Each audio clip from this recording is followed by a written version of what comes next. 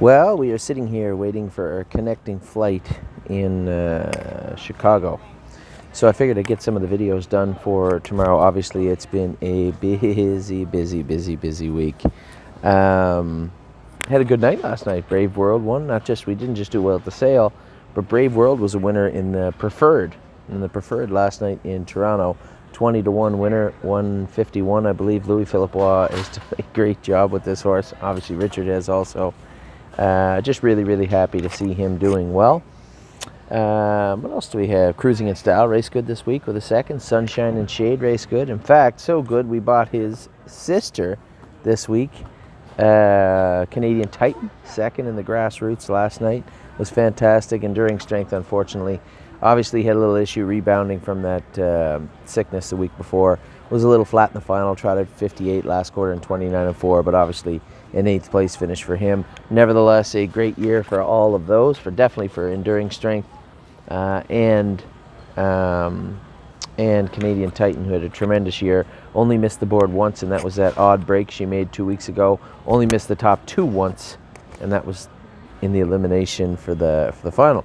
So we had a good week in that regard. Obviously, my week was dominated down here at the sales, as I said. Sunshine and Shade. We bought his sister by Captain Treacherous. Her name is Captain's Maid. I want to run through all the horses we got real quick. I did this the other day, but nevertheless, just to let everybody know exactly what we got and why I bought the horse, what I saw in the horse. So day one, I took a little flack online, didn't I, from buying Sweet Ambitions. Apparently, if you don't just spend an enormous, egregious amount of money on day one, you're an idiot. So I waited the whole day. I had no intentions of buying a horse on day one.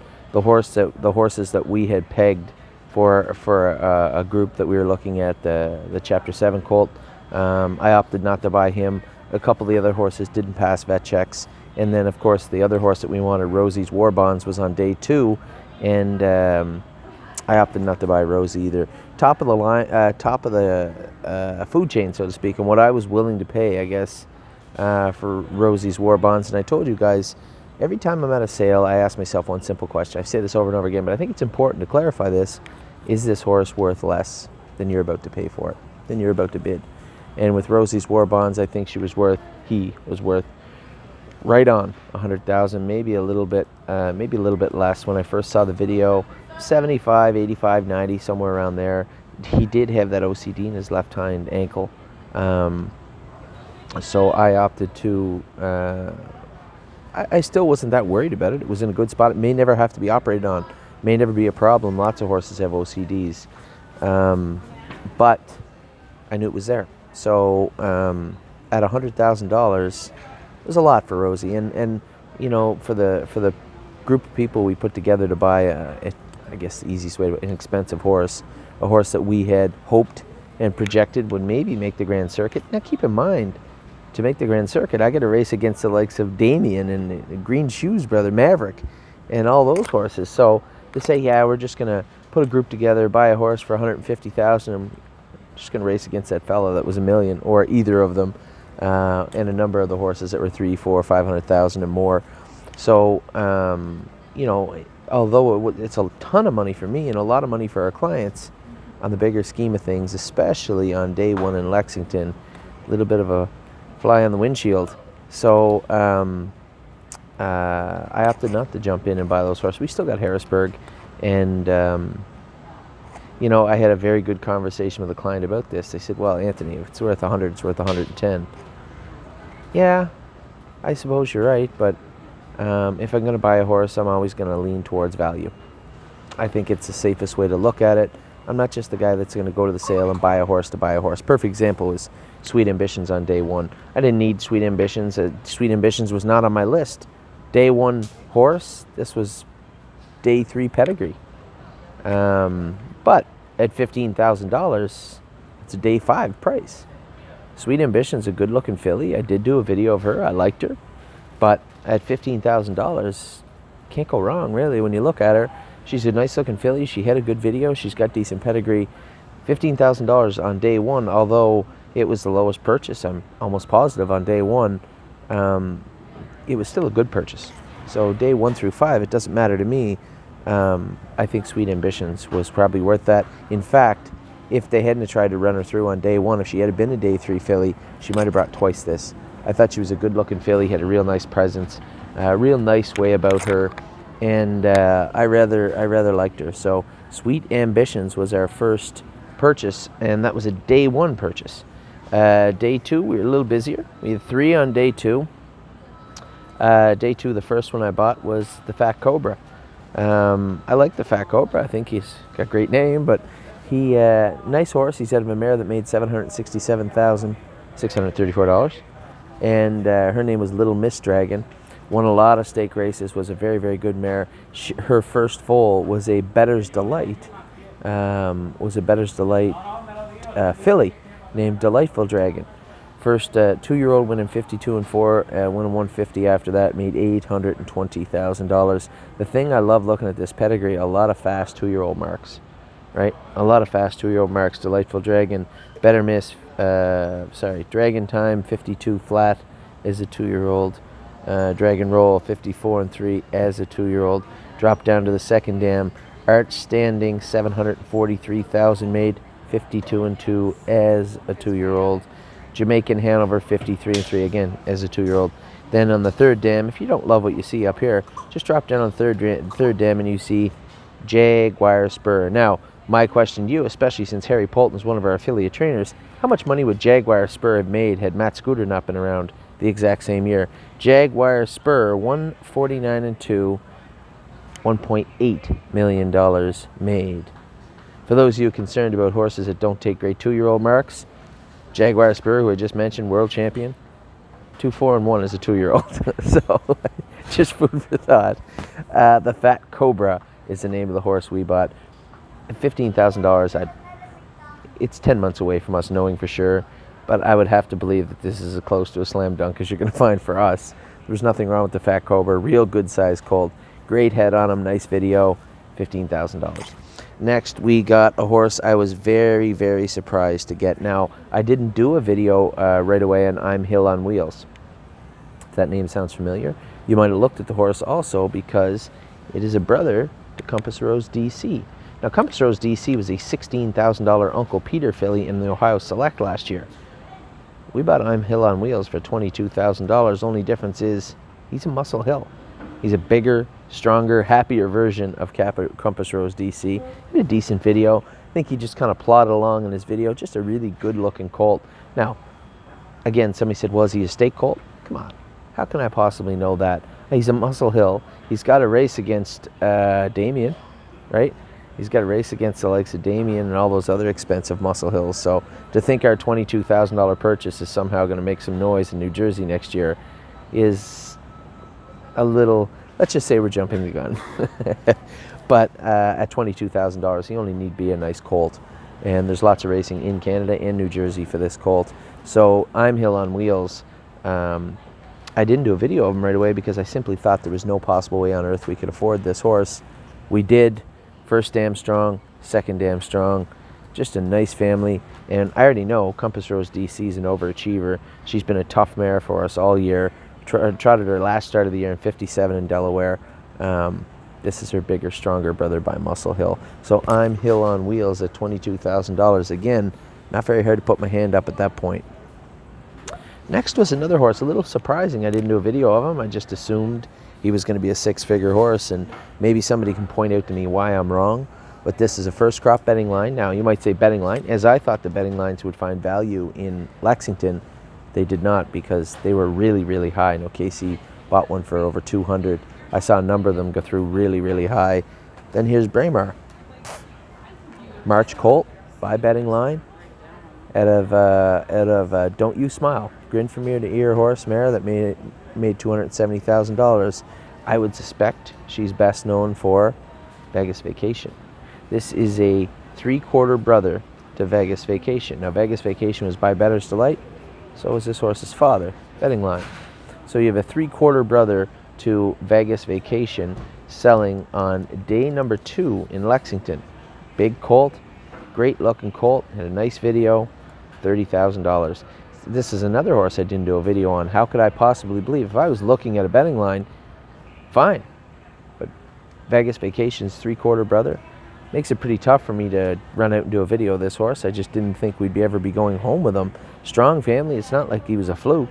This is a strong family and a good-looking colt also. So Braemar at $30,000. Pretty hard for me not to put my hand up and bid on Braemar. I did take a look at him, and I looked at him very closely in the back ring. You know, he's just one of those horses. There's 5-6 horses in the back ring walking around. He was the one that I immediately gravitated towards. I walked out. I stopped him. I had a real good look at him. Watched him walk around again. Now, I wasn't going to go to 60, but if something like this happened where we could get him for 30, which was a long shot in my mind, but at the same time, if that happened, I wanted to be ready, and I was. Braemar stalled at 28, and I jumped in one time at 30, and we got him.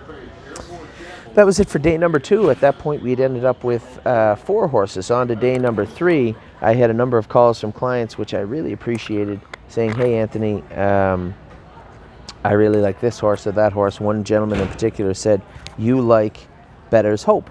And I said, pretty hard not to like Better's Hope. He's I would say above average size Better's Delight. Now, don't get too excited. Better's Delights are usually really small. So this guy would say is a medium-sized colt. The filly I'll talk about in a few minutes, a little bit bigger and bulkier, but this is still a bigger Better's Delight. This is a first foal from Hope for Patty. Any of you guys in Ontario must remember Hope for Patty. She made a half $500,000. Took a mark of 150 and won. Just a great filly. I drove a couple of horses out of the family, including Regal Hope, who took a mark of 50. $400,000 made.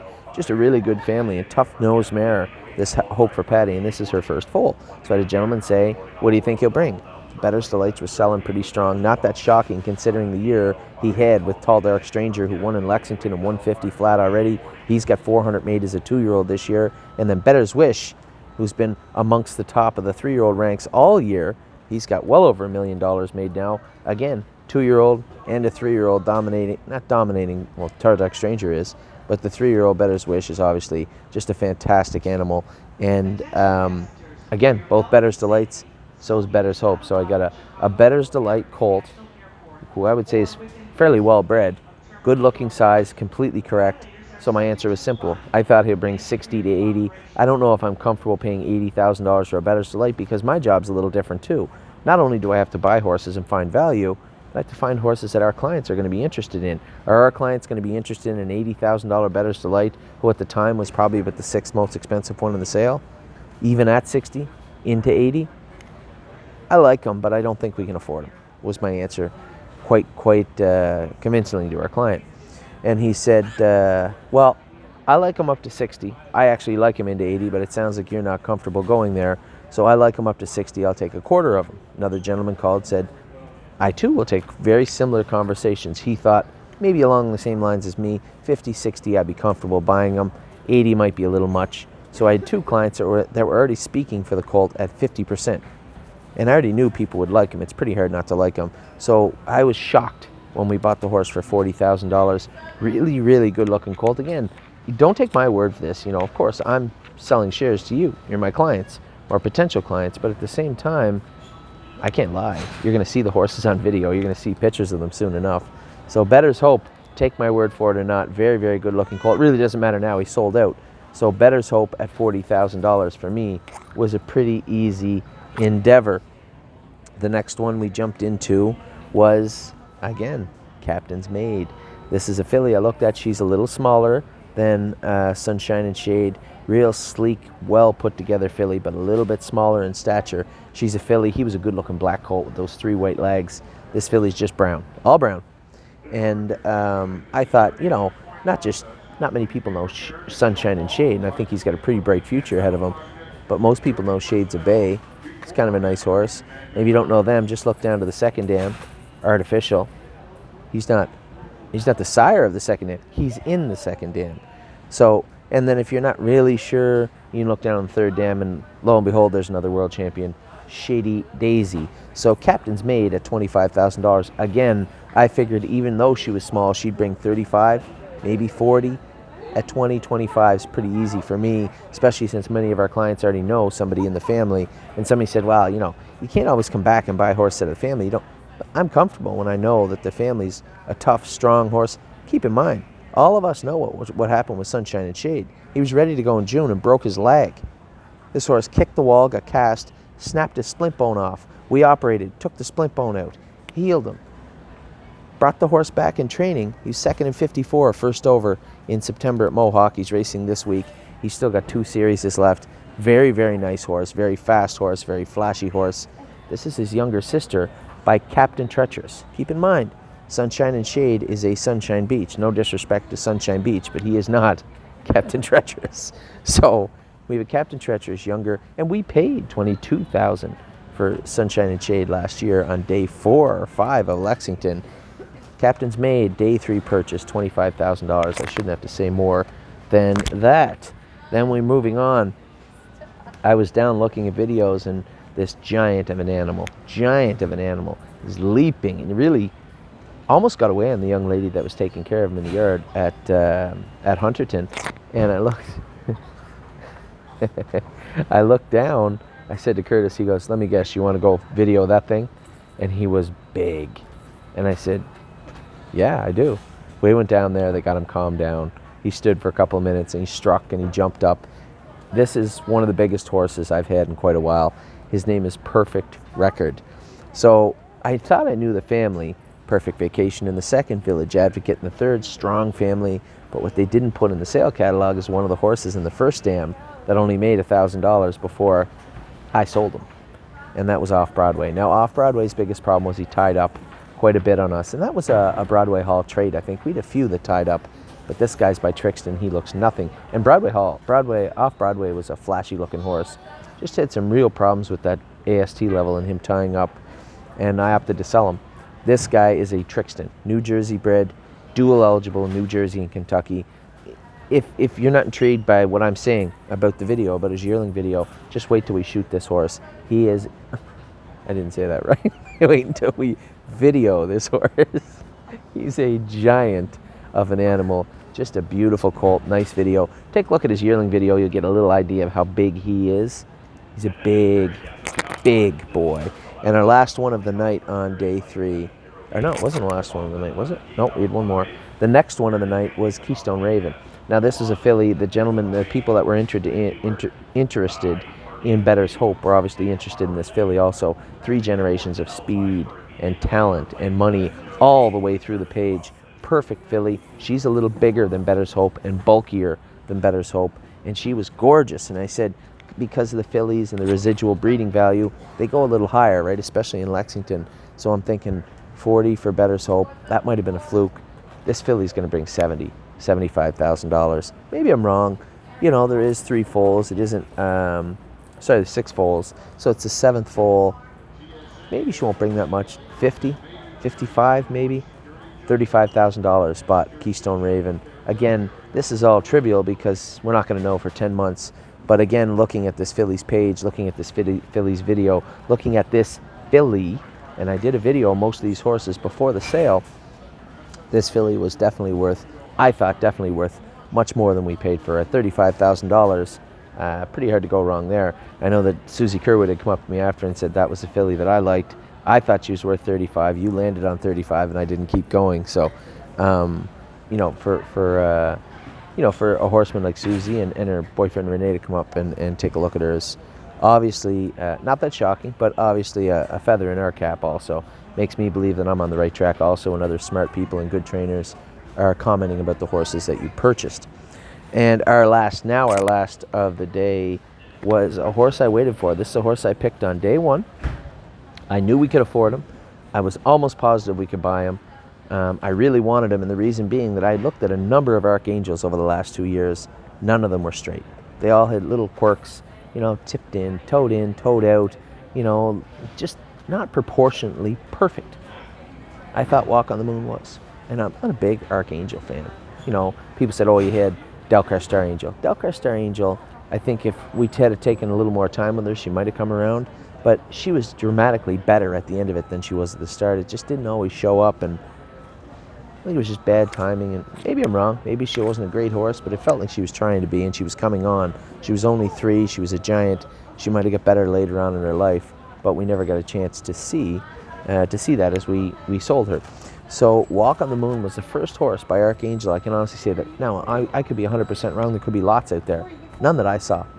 I didn't see any perfect looking Archangels. This guy to me looked good, looked athletic, sharp, sleek. And then again, I figured he'd go for this. I figured $18,000 to $25,000 would buy this horse. That's fair market value. Considering the year they had, very, very strong family. You know, the first dam he had, Wanaka, I think that's Trevor Henry's horse, 53-3, 130,000 made, Euro Gap.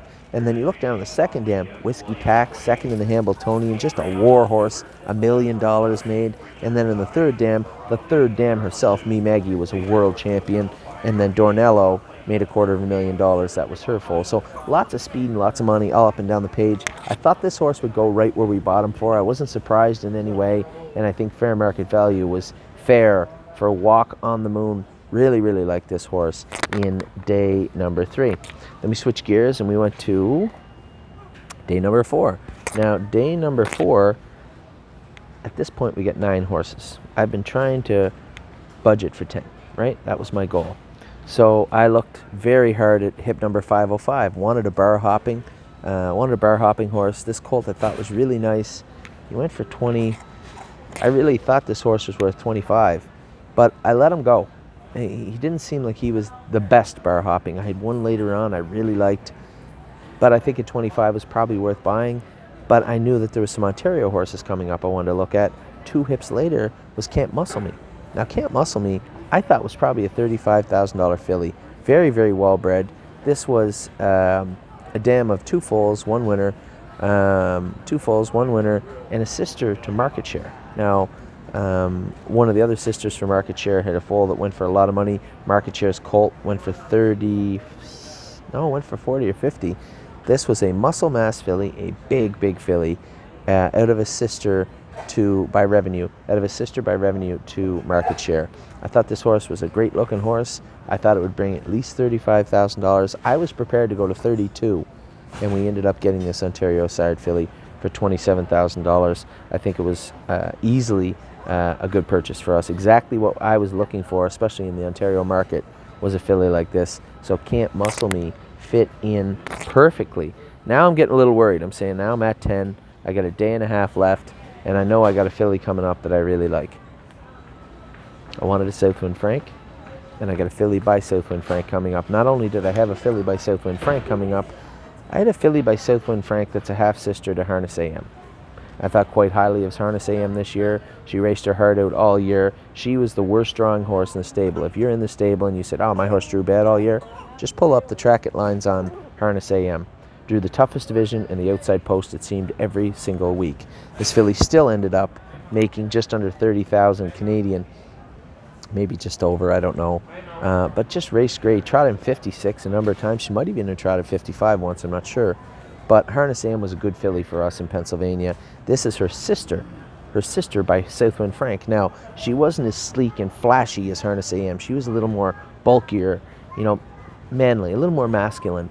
So I thought, Eclair AM, I think we could buy this filly. I'm thinking 25, 26. I probably wouldn't have went over 26, but at 22, pretty easy to pull the trigger at 22 on this filly. Now, John Boutenshane was interested in buying a piece of this filly, but I think he wanted to take her to Florida, and I said, John, our clients want to come see the horses, want to see the horses on video. It's going to be a little bit of a logistical nightmare if we try this. So he thought about it, I thought about it, and he ended up saying, you know what, I'll just pass. So we do have more shares of Eclair AM that will be going up. I actually really like this filly. So I think at $22,000, again, I'm going to tell you about what I thought the horse was worth. Doesn't really mean maybe you have different numbers on your catalog or what you thought, but I had 20 to 26 written right here when I looked at her first on day 1. She went for $22,000. So I was happy to pick up Eclair AM, and I shouldn't have to go through the breeding of Harness AM again. Very, very well-bred filly, as this filly is also. Eclair AM at $22,000. Again, no hesitation, no issues there. The only issue was now this is horse number 11. We still got a full day and a bit to go. So I thought I was pretty much done for the night. And I had a horse circled on day 1 I thought was interesting. And I'll tell you why. He's a Royalty for Life. The Royalty for Life haven't crushed. They're quietly very strong in Ontario. I had number 620 Northern Blizzard on my list. One of our clients, 2 of our clients that were with us, 3 of our clients that was with us had Northern Blizzard on their list to look at. I had looked at him. I thought he was a nice horse, well put together, great video, just a good looking colt. And now here's the problem. What is it going to take for me to purchase Northern Blizzard? I know Steve said he'd bring 40. Maybe he will. I have no idea. You know, are their clients sat around 30, 35? What's it going to take for the stable.ca to buy Northern Blizzard and make that their 12th horse? 20,000 would do it. So I couldn't help but purchase this filly for $20,000, or this colt for $20,000. Maybe he was just asking me something. I watched him in the ring, and he's stuck at 18. He's stuck at 18. I look over, and they can't believe that the horse is stuck, and they're going to drop the hammer. I said, yeah, $20,000. It just, really what it comes down to is simple. Yeah, we have Harrisburg. Yeah, we have London. Yeah, we have Indiana. But we have a really good-looking Ontario sired colt right here, very well bred. Second dam. This is a first colt out of a Cadabra mare. Second dam is Blur, world champion. First foal out of Blur is Bluto, sire right now in Indiana with $336,000 made. It's pretty hard not to get interested in Northern Blizzard at $20,000.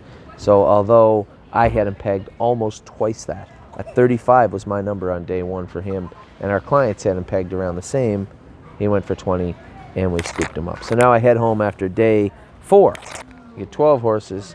I'm already over what I thought I'd bring home. I'm thinking to myself, it's going to take a lot for me to raise my hand tomorrow night. A lot. So I'm going to the track, and I get a call from a couple of clients saying, have you looked at Brushcut Sister by Better Than Cheddar? I'm not a huge Better Than Cheddar fan, but there's nothing wrong with the sire. He's throwing some really, really good horses. I said, no, I like her, but it's going to take a lot for me to jump in on this filly. And they said, well, what if we took a quarter? Another person called, what if I take 10%? So now I know she's a good-looking filly. I know what she's going to bring. 9 to 15 max. I knew exactly what she'd take. I think they slowed down at 10, went to 11, then 12. I bid 13, and we got Brushcut Sister by Better Than Cheddar. Cut the line. Now, this is a filly. Keep in mind now, this is a Better Than Cheddar filly out of a young mare, not a young mare, this is the 8th foal. Better Than Cheddar filly in her second dam. Now, this will be the third dam, if anybody ever bred her, is Leather Up. For a colt, Brushcut, yeah, sure, nice horse. But now you're talking about residual value on horses. This is a good-looking filly right here. Cut the line at $13,000 when I already have 30 or 40% of her spoken for, up to $15,000. It's pretty hard not to do that. What do I tell those clients? You know, you said you were willing to pay 15 to 18. I thought she'd bring less than 15. She did at 13, and I didn't buy her. I had no reason to, other than now I have 13 horses. So we cut the line for $13,000, a Better Than Cheddar sister to Brushcut. Now I'm thinking to myself, I told all you guys one of my favorite horses I saw from the wholesale. My favorite horse would be because I knew I'd find value in the horse. I loved his video. I loved his page. Here's a horse. It's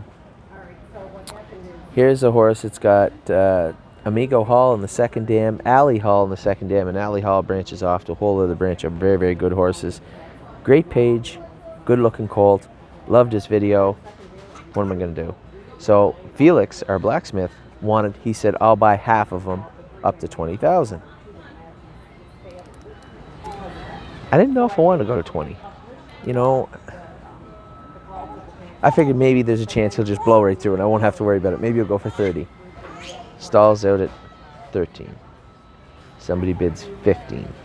Then 16. The hammer's about to drop at 16. One of our good clients also said he's worth way more than that. I bid one time at 17, I think. I believe one time at 17, and I get him. So the horse that I wanted, 2 horses I picked from day one, I already got. Argento coming home with us, a Donato Hanover colt. Colt that I thought was very interesting, dual eligible, well bred, just had a great video, and just an athletic looking horse. Not too big. A lot of the Donatos can be gigantic. He was perfect, just the perfect size. I liked everything about this colt, Argento, and he's now coming home with us. So I'm thinking, we're heading to the sales office, that's it. I'm walking away. and I'm walking away, and I'm walking away, and I'm looking, and there is this beautiful filly walking in the back ring. I mean beautiful. I said, why'd I have to look right? I said, who's that? We look over. It's a Trixton filly. I said, oh, I can't afford a Trixton filly. I said, I'm not paying a fortune for any more horses. And I like her, so I look at her pedigree. 7 foals, 7 winners. First one made 270, second one made 130. They're all, first one's by Crazed, that won 29 races, made $250,000. All the other ones except for one are by Conway Hall. The last one's by Credit Winner, took a 2-year-old mark, made $40,000. This is the next one. And there was a big update on the 2-year-old too. I don't remember what it was. Anyway, it doesn't matter.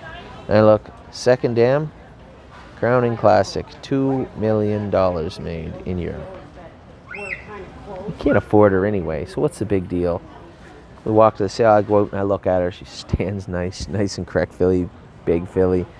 I walk down to the sales office. Number 777 is in the ring. We're getting everything done. I know the lady's in there. Cindy's great.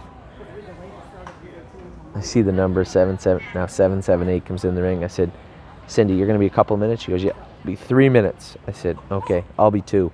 I walk out. No one's bidding on it. Now, I think a lot of the trepidation from the breeding comes from some of the farms, and I don't blame them. Some of the farms like Crawford or Diamond Creek that keep a lot of their horses, people shy away from them at the sales. I guess I can see both sides of it. I'm certainly not judging anybody. This filly was a good-looking filly. Trixton filly, strong family. Nobody's bidding on her. She's stuck at 5. 5, 5, 5, 5, 5. I'm like, what is going on here? So sometimes what happens is somebody will bid 7, then 9, then 10, then 12. It'll end up at 30. So I bid 7. I said, okay, I got it. 7. Boom. Hammer goes down. Me? The guy looks at me. I said, me? He says, yep. So we bought 15 horses. It was almost impossible not to buy. I got to change her name. Tanzanite Trix was her name. Number 778. $7,000 for a Trixton filly. Looks as good as her.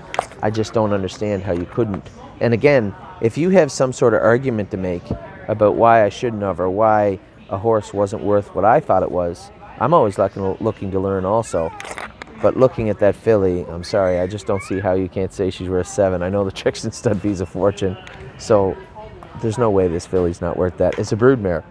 As a broodmare, she's got to be worth way more than that. So I did think I was getting 10. I ended up at 15, and then 2 people had sent horses with us also. So we literally have 17 horses coming back to the farm to break on Monday, plus 2 other ones that are arriving. So James starts on Monday, starts back full time.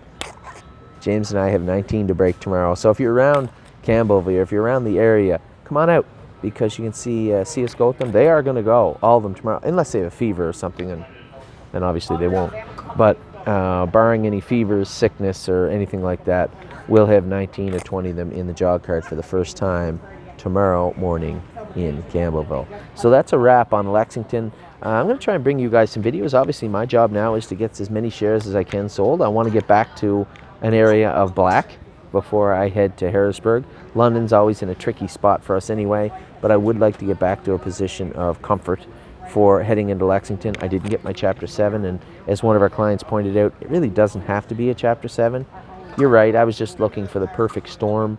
I would like the very best bang for our buck in spending a decent amount of money. So I will be reaching out to, if you see this and you think you'd like to be involved in that group, I think we have 12 or 13 people involved now, then reach out to me. I was going to keep some shares back for that group, for our clients that also want to spend 1 or 2%, which is perfectly fine also. So a lot going on for me. This was one hellish busy week. Amy and I and Addie, they were all troopers. We went from morning to night, ate supper at almost midnight every night after the sale, and had a number of clients. I loved having our clients with us. Greg Schoner was with us. Greg's always great to be around, and always a voice of reason. Greg's good. Steve Palermo, good friend of mine now, and one of our clients, he was with us also. Preston Capello and his wife came out. A number of other clients dropped by. Shane Corby had come out. A number of other clients dropped by just to see what we're up to and give their 2 cents and wonder what we're up to. And I love that. So I know a lot of people always say to me, geez, I didn't want to bother you. You look so busy. Please, when we go to Harrisburg, let's fill the place up. Bring as many people as we want. Come out, watch and see us do what we do, because it's important for the stable, for everybody to understand exactly how the wheels turn. So for me, that's it. For Addie and Amy, we're in Chicago. We're heading home to Toronto in just a moment, and I'll finish these videos up, I guess, throughout the night, Sunday and into Monday. We'll have them out to you likely Monday afternoon. Thank you very much, everybody, and I will talk to you soon.